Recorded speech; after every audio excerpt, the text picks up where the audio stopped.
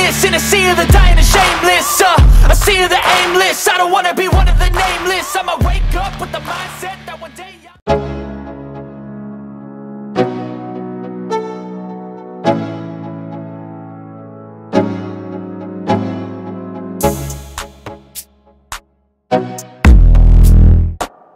Hai, jumpa lagi bersama saya Dita Kinantan. Sebelum lanjut ke videonya, sebaiknya kalian subscribe dulu channel ini, karena subscribe itu gratis, dan dengan subscribe berarti kalian sudah ikut berpartisipasi dalam mengembangkan channel ini.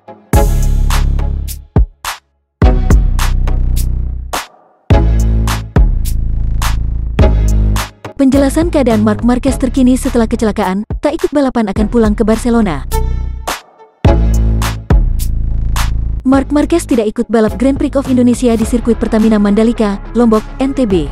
Marc Marquez kecelakaan hingga alami gegar otak. Pebalap Spanyol itu dapat berdiri dan berjalan setelah kecelakaan itu, namun harus menjalani pemeriksaan medis di paddock sebelum dibawa medical officer ke rumah sakit. Setelah Marquez mengalami kecelakaan parah hari ini, dia dilarikan ke rumah sakit setempat di Lombok di mana ia menjalani sejumlah tes serius dan kembali ke sini. Kata Direktur Medis MotoGP Angel Charte di Mandalika, Minggu, tanggal 20 Maret tahun 2022. Tapi tidak ada yang parah. Menyusul observasi beberapa jam ke depan, dokter sirkuit dan tim menyatakan Marquez tidak fit untuk balapan. Marquez akan kembali ke Barcelona untuk pemeriksaan lebih lanjut. Marquez mengalami high side hingga terpelanting dari motornya di tikungan 7. Motor RC213V sang pebalap pun mengalami rusak parah akibat benturan dalam kecepatan yang cukup tinggi di tikungan yang mengalir itu. Marquez sebelumnya juga 2 kali mengalami kecelakaan saat sesi kualifikasi pertama, Q1, saat ia berupaya mendorong motornya demi mendapatkan lap terbaik. Setelah beberapa kali slide, Marquez mengalami low side dan terjatuh di tikungan 13 ketika tersisa waktu 5 menit sebelum bergegas kembali ke garasi untuk berganti motor dan kembali ke trek. Di upaya terakhirnya, Marquez berupaya mendorong keras namun ia kembali terjatuh karena low side lagi, kali ini di tikungan 12, dan meluapkan amarahnya di atas gravel. Bos tim Repsol Honda mengungkapkan kondisi yang dirasakan Marquez setelah kecelakaan itu.